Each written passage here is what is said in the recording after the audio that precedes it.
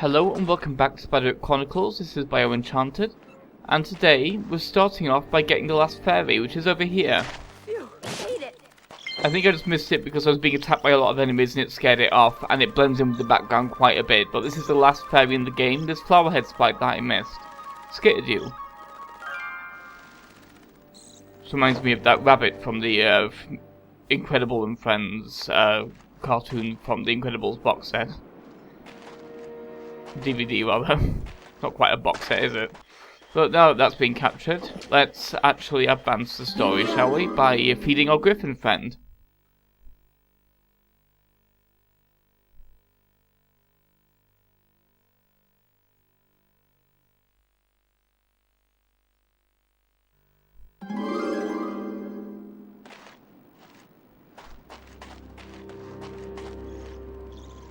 So he wants 5 of these lizards, and we have way more than that.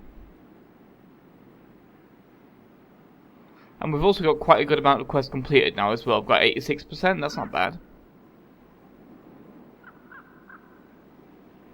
We're very close to the end of the game now. Not much more to do, really. How's this? Now, after this point, we are locked in for the end game. That should do it.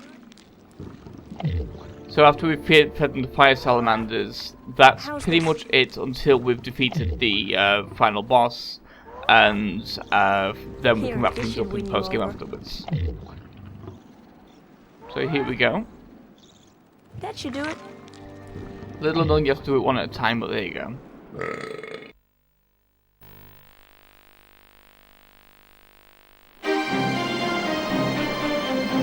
Under Simon's gentle hand, the Griffin accepted the Grace children and carried them away to a hidden glade.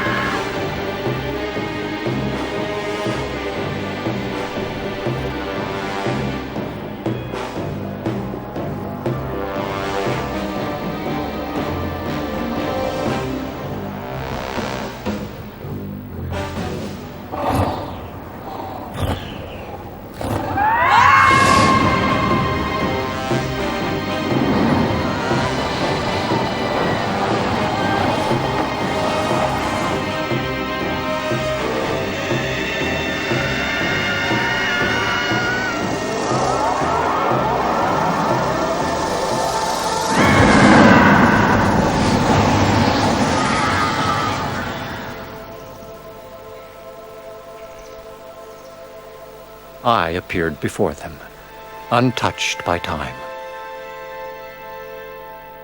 The songs of the sylph had kept me from aging and realizing that my little girl had grown into an old woman. I alerted the children that Mulgarath had learned to break the mushroom spell. The defenses would fall with the rise of the moon, and anyone or anything inside the house was in grave danger. As long as the secrets within the field guide were threatened by Mulgarath, I would be trapped in time.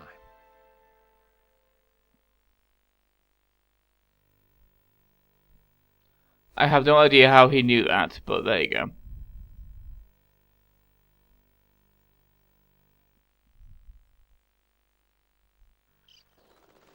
But now we're back, and we have a very key quest here, back to the mansion. The last story quest we have. As you can see, there's actually a sense of urgency there because it's in all caps. At least the heading of it is anyway. So let's go back to the mansion, shall we? I'm keeping this entire trip in, even though it's areas we've seen before, because the fights along the way help build momentum for the finale.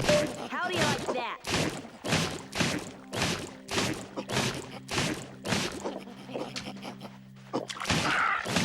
So here we go. Let's fight our way back to the mansion, shall we?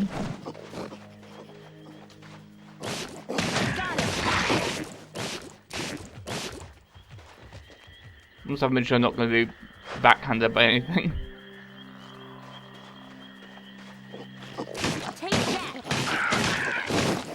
So yeah, this game's finale is a little bit haphazard, but I kind of understand why they did what they do with it. But we'll see that when we actually get to it.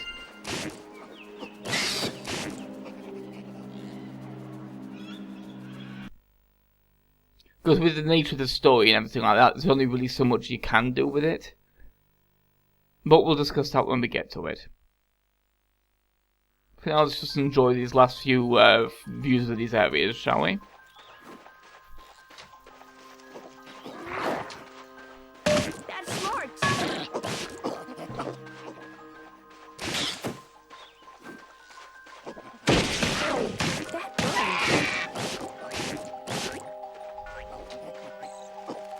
Mistakes were made, but there we go. A bit of shortcuts. I like that you can do that as well. It doesn't lock you onto the log. Oh no, that's Mulgarath, the ogre. Oh, we've got no chance of getting past him. Come on, we just have to think of another way.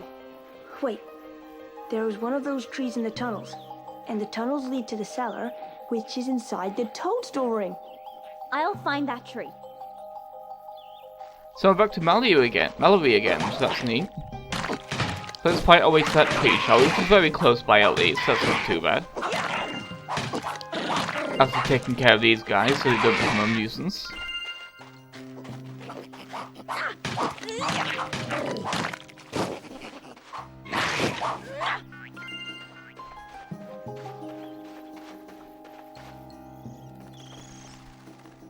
Oops.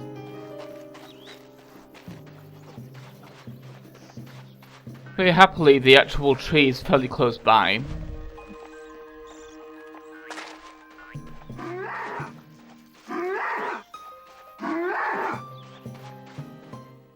You just need to go in here and then past one of those sets of retractable weeds. Which is quite nice of them. I quite like that they put the trees close to the areas where you need to use them. Because if you're playing the game yourself and you get to the point, oh, we need to use this particular tree, like the cypress tree is actually really close to the quarry, if you know where to look for it, and this tree is really close to the house, to the mansion already. So you don't have to track across like the entire world to get to each one if you're playing normally. You can just go like half the distance and just get to where you need to get to. Let's wait for him to get close enough to us to be able to get through there, shall we? There we are. Hello, plant man. What next? You seem weirder by now, Mallory. Don't be skeptical now. Your magic. But yep, now we're finally using the oak tree folk as intended. To get to the underground so we can actually get in the house.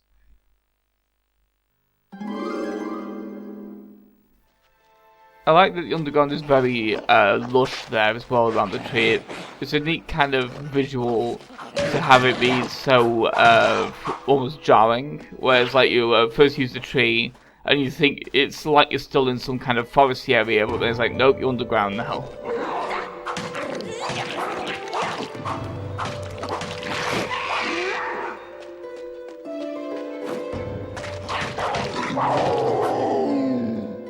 That was a pretty clutch dodge there. Oop, that was close.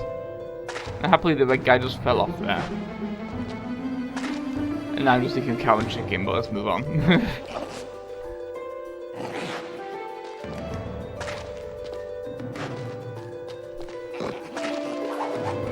Well, yeah, the underground music really helps here as well.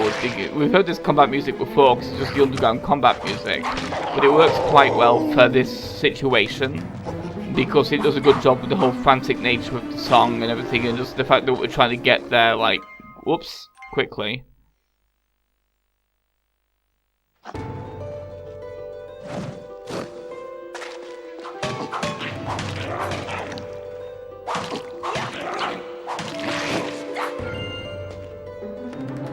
I also quite like that with the staves that they have, like the spears, or whatever they're meant to be. It's not just kind of a stone tip. It's got kind of a green hue to it. It looks more like jade than anything. It's an interesting visual. More so than just stone would have been anyway. Or it may just be the lighting making it look green, but either way it's nice. But yeah, this was supposed to go just straight on. I'm an idiot, but there you go.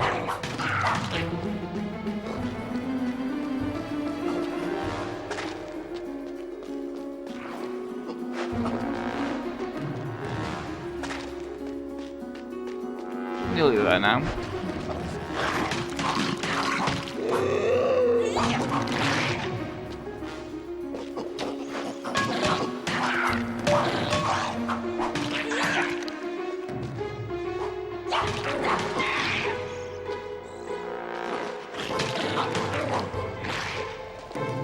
I do like this area because you can knock enemies off, and that's quite satisfying to do. Although, of course, you can very easily jump off yourself like I've done multiple times because I'm an idiot, but yeah.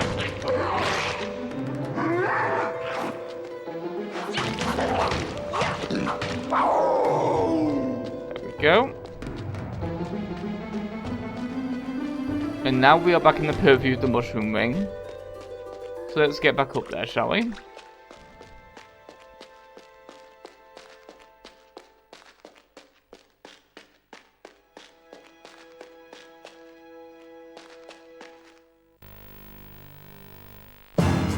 The Grace children were home. For now, they were safe within the circle. They found their mother inside and introduced her to the fantastical world and the horrors surrounding them. Time was short. The attack would begin soon.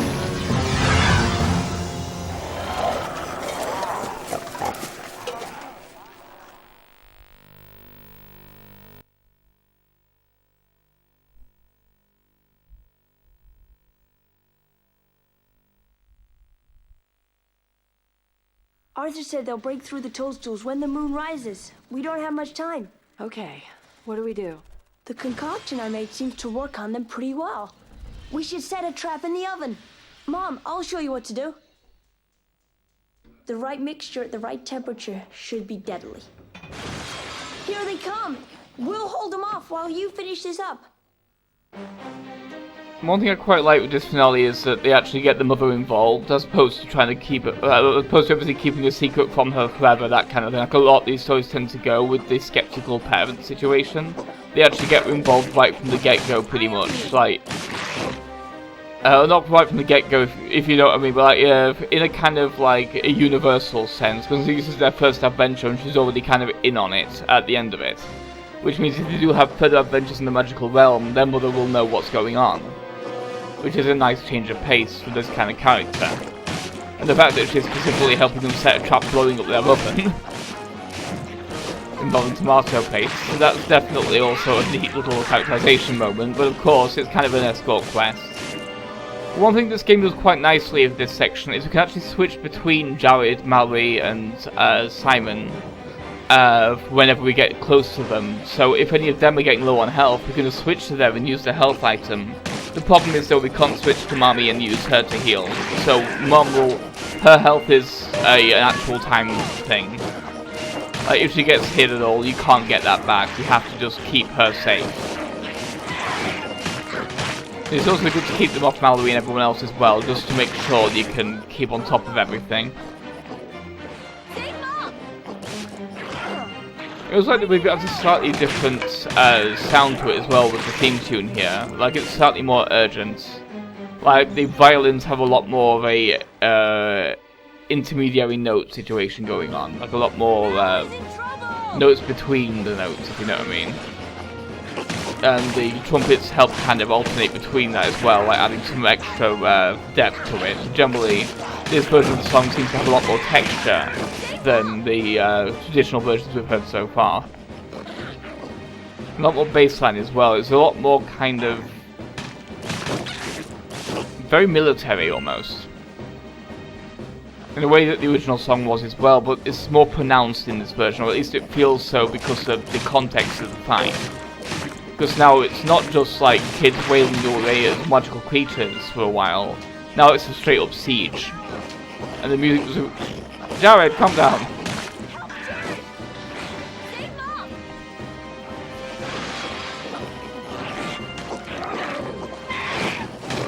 I will also switch to you so I can heal you, okay? That's better. So let's save Mummy. Nice one, Simon. Simon is in trouble, quick!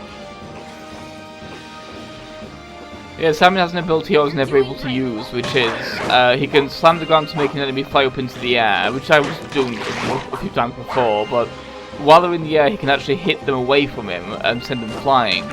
It's just a move I was never able to make work on camera, unfortunately. But it's a move that he has, and it's fun when you can use it.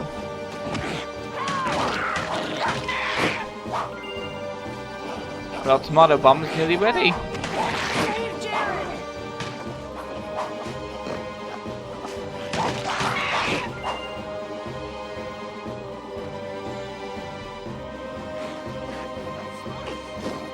But at this point, everyone's kind of close enough together by the kitchen, which means that everyone's kind of backing themselves up now. So at this point, the fight kind of does itself, because now we just need to keep the kitchen clear.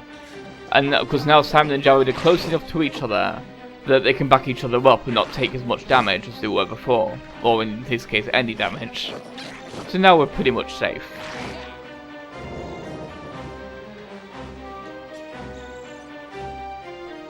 Choices, choices, choices.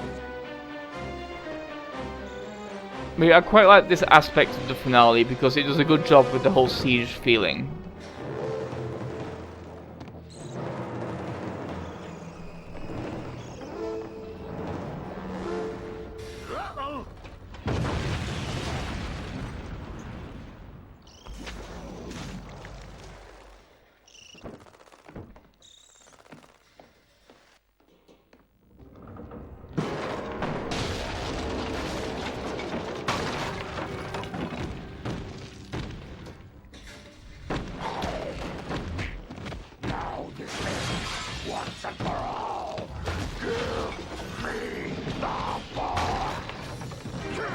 This aspect of the finale I'm not a big fan of because you only have one hit here because he's big. You just have to keep running here basically, and I understand why they did it. You can't really have a boss fight against Mulgarath. He's far too big an enemy for that, and it would really kind of take away from the menace of the character. So it being a fleeing sequence makes a lot of sense, but it's just like, if you don't know where you're going, it's a little annoying. You have to do the up and down mashing thing a few times. Over here! Yeah, what a disaster! You'll be dead if you don't move your butt right now!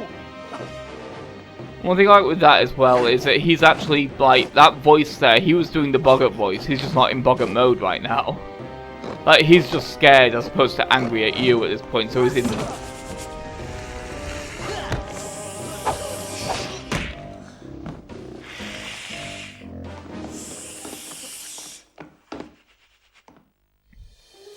I like that kind of, the aspect of the character that he went to partial Boggart mode there because of how scared he was. It does a good job kind of showing how tense the situation is, that even though he's not mad enough at you to go Boggart because this is not your fault right now, this is something that was going to happen anyway. He's still part way there. But here's the finale. You enjoy.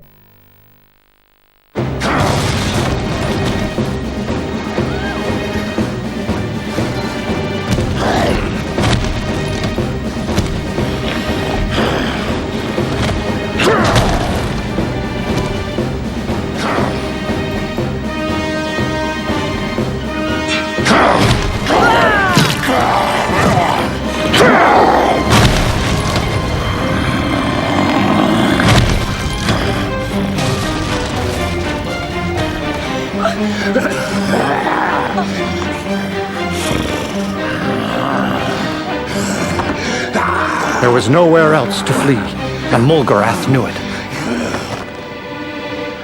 Jared did the only thing he could. He tossed the field guide high into the air. Mulgarath leapt after it. The book was his.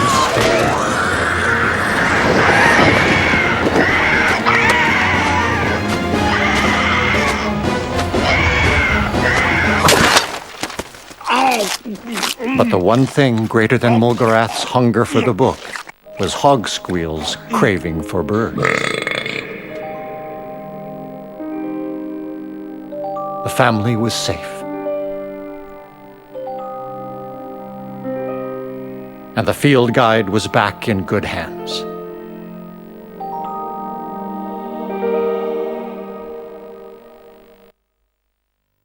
I really like that ending because I like Hogsquill eating Mulgarath. That's just a really funny idea, and it's done quite well with the whole, like, the introduction of the shape-shifting power and everything like that, and forcing him to become a bird, that kind of thing. It just kind of works. Well, there's the ending of the game, and our final ISL level as well. So now we just have to wrap up the side quests, A message from of the which there's only a International couple Sprite left. League. Access to a new sprite capture arena has been awarded. So next we'll be doing the very few epilogue side quests. So I hope you'll join me for that. 96%. Let's round that out. I'll see you next time for a much shorter video. Goodbye.